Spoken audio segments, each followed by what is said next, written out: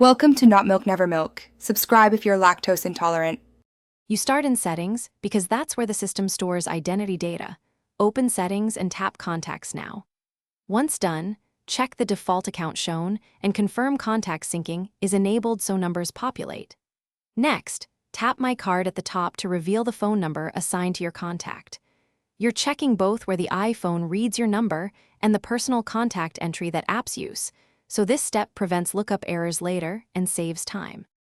Now, open the phone app and go to Contacts. Locating your own contact ensures the device and services agree. Edit My Card if needed. Confirm the number includes the correct country code and proper formatting, because mismatches break registration. Then, go to Settings Messages and Settings FaceTime to verify the same number is listed and enabled for iMessage and FaceTime. Doing this synchronizes services, so calling or texting presents the right contact to others.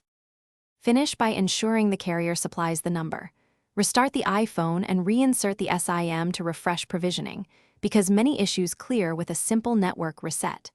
If your number still doesn't appear in My Card or service settings, log into your carrier account or call support to confirm the line is active.